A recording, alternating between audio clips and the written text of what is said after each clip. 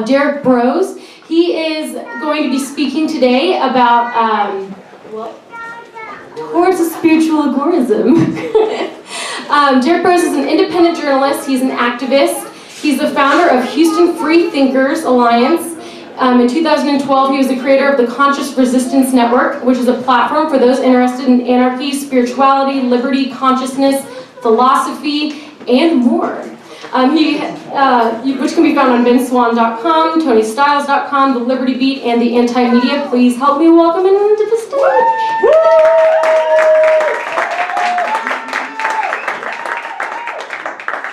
Thank you for that. I just wrote this all in the past couple hours, so I've got notes, so I'll try not to read too much. So if you don't know about my work or my I guess, angle on all of this, anarchy, agorism, I tend towards the more spiritual side of things, which I know to some people here you might not understand or see where spirituality could come into your activism, whether it's anarchy or agorism, creating counter-economic businesses, things like that. But for me, I've seen some really striking similarities between the philosophies of Buddhism and some of the teachings of what could be collectively called shamanism, and I want to explore that today. So my belief really is that the root cause, the deeper issues that we call statism are actually, they go deeper than just the idea of statism, the love for government. They actually come from what I would consider to be a number of mommy and daddy issues, insecurities, doubts, and fears that we all harbor and experience and deal with in different ways. And I believe it's these root causes, these problems, that actually manifest in physical forms that we call statism, call oppression.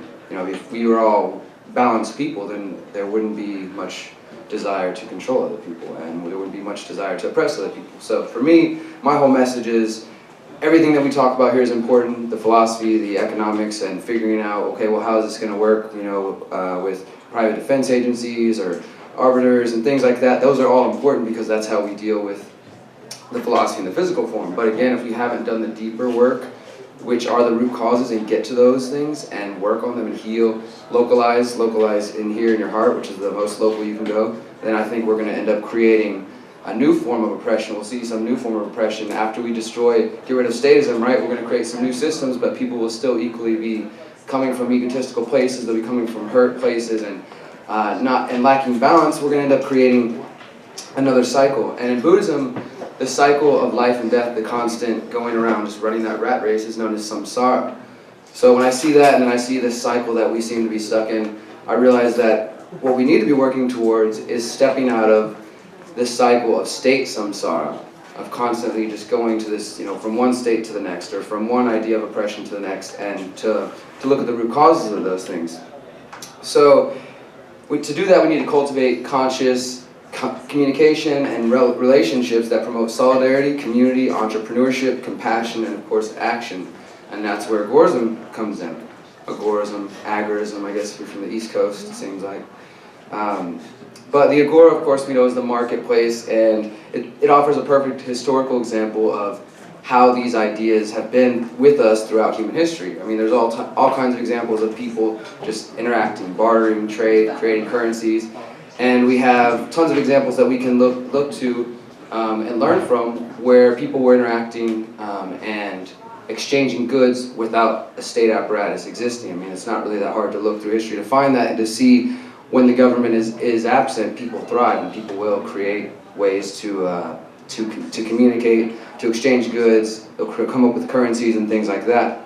And they do this. It's not to say that those things, that there's some utopian place in the past where the market existed without problems. These problems that we discuss and are trying to find answers to, people have been debating and talking about these for forever, like Jack said earlier, and even beyond just the modern anarchist, libertarian, agorist movements. These ideas have been going on forever. But we can still understand that in the absence of the state, people obviously benefit from cooperation and working together. And that leads me towards the idea of anarchy, which is, of course, self-governing individuals voluntarily coming together for mutual benefit, accomplishing goals, exchanging goods, and solving conflicts on their own without a large hierarchical state apparatus. And again, we have historical examples of stateless societies and communities operating without a central authority. Scott mentioned Spain earlier, there's also, I've been reading James C. Scott's book, The Art of Not Being Governed, An Anarchist History of Upland Southeast Asia, which I recommend to everybody here. And it examines the story of the region known as Zomia. Zomia is the name given to a mountainous region, which is basically where all these Asian countries intersect, and the savages, they escaped the state, they escaped the freedom of the state and the luxuries and civilization, and would continue to go live without the state. And it shows how these peoples, for various reasons, when you look in this context, it's really easy to understand that these people are game. They came in, took over. The people who wanted to be free and started to recognize their freedoms were being stripped away, or this new king, these new governments that were coming around were actually harming them and not leading them to freedom. So they started to go to the outskirts of town. Eventually they end up in these mountainous regions that they say are uninhabitable. And along with that, they start creating their own systems of agriculture, their own systems of governance, community governance, and even spiritual teachings. And what's interesting about those teachings and ways that they came up with, because of their moving away from the state, they actually developed these ideas that were strictly anti-state. So in their spiritual beliefs, in their communities, the ideas were already ingrained in there because they had learned to get away from those things. So more examples of this, of course, was only up till about 1950s or so. The area of Zomia now no longer exists because it did eventually get swallowed by the state, which is why just building the communities alone is only one method. We have to find ways to how to, when they start encroaching, what do we do there? That leads to other problems. So I mentioned going deeper with your search for freedom and healing, not just looking at the physical manifestations of these problems. In the New Libertarian Manifesto, Samuel Konkin wrote, "A lot more than statism would need to be erased from human consciousness in order for us to reach a place of freedom." And I really, really support that idea, because in order to free the people, we have to free, again, those deeper states of thinking, our own consciousness. We have to work within those ways. So in addition to my role as a student of anarchism and an entrepreneur, an activist, a journalist, and all these different things, I also follow a spiritual path that I have seen in my own personal experience lead to great changes and a better understanding of who I am. And through understanding myself better, I understand my desires as far as freedom goes. I understand the way I want to interact with other people and want to treat them, and I think that we can all benefit from that. So I recommend daily self-reflection, meditation, positive affirmations, various tools like that. And really it's as simple as just a daily check-in. I think most of us in our fast-paced world don't even stop for 5 minutes to reflect on what we did today and think of all the experiences and really go through that. And it's a powerful thing to have that self-connection. And that's one of the things that the state works to sever, is our connect not only from nature and from our communities, but from ourselves, and letting them do the thinking for us.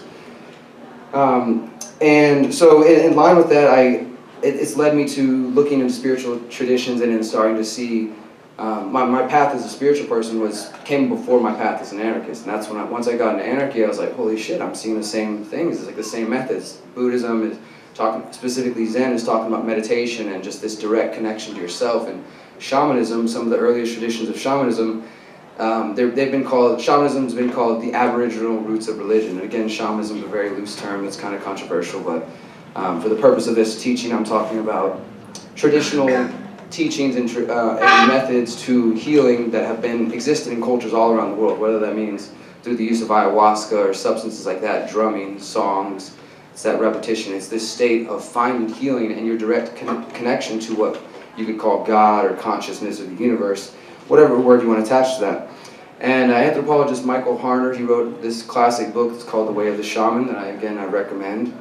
And in that book, he talks about that as the states were starting to come to power and the churches were starting to rise to power, not only were they claiming a monopoly on the rule of law, but they were starting to claim a monopoly on what it meant to communicate with God and to have a spiritual path. So there's a quote in there where he says, it doesn't serve the state to have thousands of prophets running around with their own direct revelation to the universe and to God and consciousness. It's kind of hard for them to maintain a monopoly through prophets or special books or the priests saying we have the direct connection to God. So when you have people running around saying, oh no, I have my own connection to nature, I have my own interpretation of reality, I have my own interpretation of what that word means to me and how I connect to the universe around me and how I learn and grow.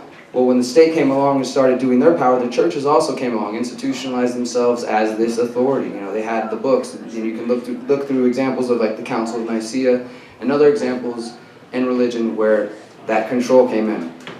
And to me, looking at that, I got this idea for this phrase: is anarchy is to statism as spirituality is to religion, because the state and religion institutions control us in the same way. One's in a physical manifestation, one is more of a personal, emotional, philosophical, spiritual sense.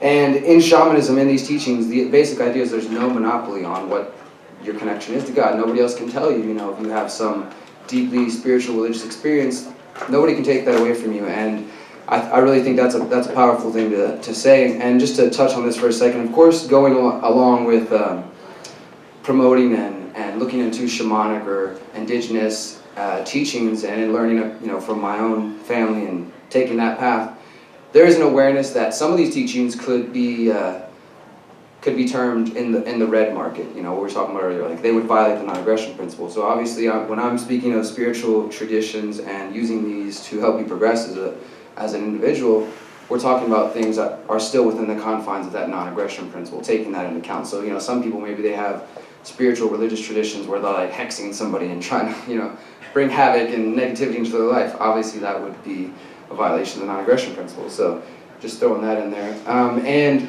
in line with all that, my understanding that anarchy is a tradition that has roots in human history. The Agora has roots in human history, and spiritual teachings before this church-state apparatus came along have roots throughout our history. I proposed last year, and I'll do it here as well because it seems more appropriate, to add a fourth A to the famous 3 A's of Agorism. We know that anarchy, of course, is one of those A's: self-rule, self-governance, the Agora, the marketplace, the exchange, and of course action, the all-important action. These things, none of this stuff matters unless we put them into action. And I propose that we add a fourth A to that, and that is awareness, or you could also say mindfulness. And being mindful and aware of ourselves, again, going deeper so we can better know how to deal with other humans, what our doubts, our fears, our insecurities, our goals, how, you know, our values, all these things that we take time, the average person might not take time to know what their principles are, what they really value, and to question themselves. So that's important. And of course, applying awareness in your exchanges with other people, your community, your communication, that's necessary and important. And then awareness and mindfulness to your actions, so you can come from a place of compassion and not just call everybody who opposes you or likes to maybe use a government solution as statist and then shutting them down and deciding you can't work with them. You know, I mean, we have to be compassionate and mindful in our actions. And yeah, and so I say, towards a spiritual agorism. All right.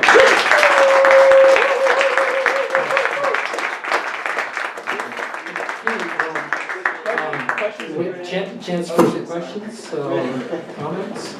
Well, I've got the mic, I've got one. I hope so. Actually, this sounds very much like socioeconomic theory called PROUT, Progressive Utilization Theory, Okay. where it acknowledges that any powerful socioeconomic theory needs to take into account why it is that we've got a human life. And that's for fulfillment, but if that conflicts with our method of fulfillment conflicts with our other values like non-injury to others, what's left that doesn't take away from others is a spiritual thing. And so having those who are more focused on spiritual fulfillment being leaders of society and influence and not owning possessions to the exclusion of other people, taking away from others would seem to fit. Have you ever heard of PROUT? I have not, but I definitely would be interested in checking more about that. Okay. Sounds good. This has just kind of come through my personal experience, and like I said, just seeing whenever I'm coming from a more compassionate, spiritual, just aware place as a free individual, that my actions have reflected that, and whenever I'm coming from a place of imbalance, no matter what philosophy I understand about anarchy, then my actions aren't necessarily in line. So it's just about taking your thoughts, your words, and your actions and making sure that they are all in line. You know, you can't be an anarchist only in action or only in word if you're not in your mind. Right. Comments? Hi, I've got two questions. The first one, earlier in your talk you mentioned something that the question concerned, where does the state come from? You said that something about the relationship with one's parents or any problems with that. Yeah. Can we clarify that? Yeah, can Well, what I was basically getting at is that I think that, I'm not trying to say that everybody obviously has mommy and daddy issues, but I think that we all have various issues that we deal with in different ways, and some of those get internalized and they they manifest in the physical form as drug use, as gambling, as various external causes that people are trying to deal with those things instead of focusing on their own problems. So whatever it is that we as individuals have experienced through our lifetime that may have made us less willing to cooperate with people, which I would say is our natural state, or less trusting of people, and all these different things that can tend towards dividing the community, keeping people from working together, or again, having people in a state of mind that they feel like in order to feel better, to fill that hole or whatever it is that they're working on, they need to oppress other people, they need to be in control, they need to dominate, And I feel like those answers, of course, are all personal and individual, but the sooner we do that internal work and that internal healing, I think we're going to see a lot easier road towards anarchy. Okay. The second was, have you ever identified as a crypto shaman or a techno one? With the internet, there's a lot of possibility for mind expansion and the apprehension of different lifestyles. You can be entered into vastly different perspectives from the ones that may have been around where you were born. And if so, have you ever thought about Bitcoin in a metaphysical sense? For example, the blockchain, and if that creates... Are you giving a speech tonight? Because No, I'm asking. Just the whole internet, crypto, Yeah. Bitcoin, how's that related to shamanism? I really like the use of crypto shaman just because that just sounds cool. But there's a word called neo shaman, which is kind of like the modern day people who are getting into these older teachings, which obviously we're sort of picking up the pieces. Most of my teachings in that area, as far as shamanism or anything, have come from learning some Lakota ways and following my family's background as much as I can. But I first of all try not to identify as anything. I'm just a free person, but I definitely feel like a spiritual person. I feel like I'm probably a spiritual person before I am a political person or an activist, because again, you got to have that strong root, to keep yourself grounded and to go from there. Somebody actually, a friend of mine sent me this little essay he wrote, and it was called Metaphysical Agorism or something like that. And he was trying to develop this epistemology of how to work that into Agorist class theory and everything. So that's what really got me this idea. And I took the title Towards a Spiritual Agorism. It's actually from another talk at another anarchist conference called Towards a Spiritual Anarchy that I kind of adopted that title there. And what I did want to mention that I didn't get to mention is actually these ideas are being worked on more and more and expounded on by me and John Vibes are actually writing a book together called The Conscious Resistance, Reflections on Anarchy and Spirituality.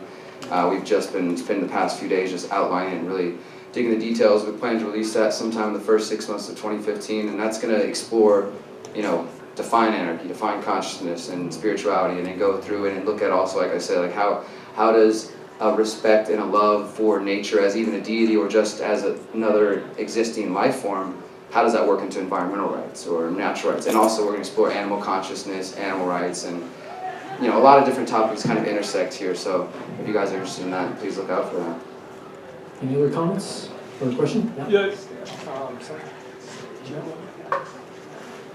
Hey, more of a comment. I was just wondering if you've ever read Nietzsche's Genealogy of Morals. I don't know. So he recounts a theory of the development of God that's based on this idea of an eternal debt that you can never pay back, a debt that starts with your ancestors and eventually gets personalized in a eternal being. I bring that up because I think that could help you flesh out this idea of religion coming from... What was it called again? What was the... Genealogy of Morals. Genealogy of Friedrich Morals. Nietzsche, yeah. Okay, thank you for that. It's beautiful writing as well, so check it out. Thank you. Is there somebody else over here?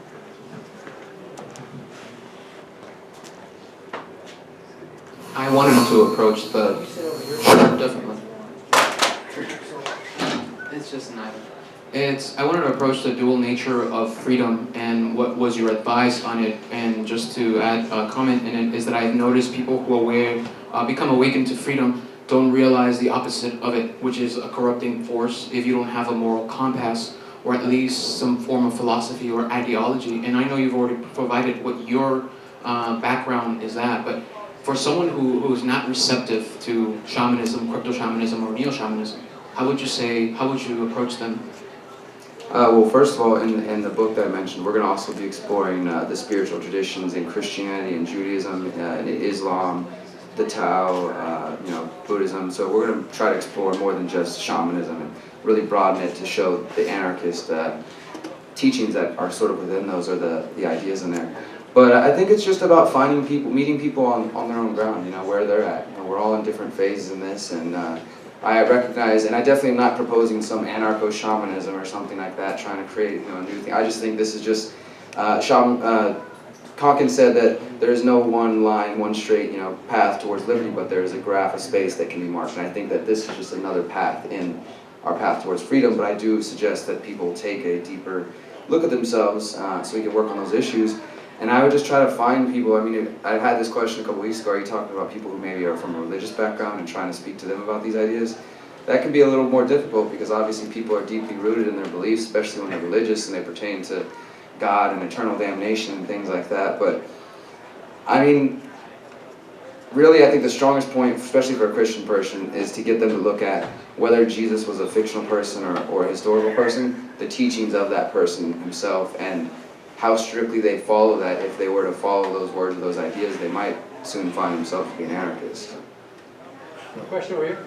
Okay, yeah, just on that, I think it might be a good idea to expound on the idea of explorative agnosticism and maybe how that could be used to approach the issue for people who are from a skeptic or atheist point of view. Yeah, absolutely. So the first time I talked about this was at Anarchy in NYC last year, and it was like this, all right, I'm going to talk about spirituality in front of all the anarchist atheists. How are they going to take this? And I actually got a really good response, and people have since then showed me and John that they want to hear more, and they have ideas and gone back and forth. So the other night when we were going through and deciding, what do we think about this? How would this work? We came up with this phrase, explorative agnosticism, which is basically taking a position not only spiritually, religiously, but politically, and just saying that we're another way to say that would be Karl Hess's anarchism without hyphens. Taking this free experimentation phase. So explorative agnosticism, we're not taking a position saying that any one of these traditions are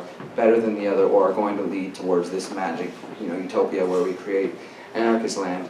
It's just saying that you're open to the ideas, and really what we're trying to push is that there is much information and many experiences out there that we have all gone through, or may have gone through, that are beyond the traditional 5 sense, strictly rational materialist worldview that cannot be explained just yet with science, and whether that's like a deeply, some trip experience or whatever, those spiritual experiences, connection to God, I don't feel, and we don't feel that you can take a position to tell somebody whether their experience, religious, spiritual, or otherwise, is right. I mean, who are we? First of all, I don't think that's a very anarchist position to try to tell somebody some, spiritual experience, some enlightening experience they had was false because you can't put it in your strictly rational worldview. You know what I mean?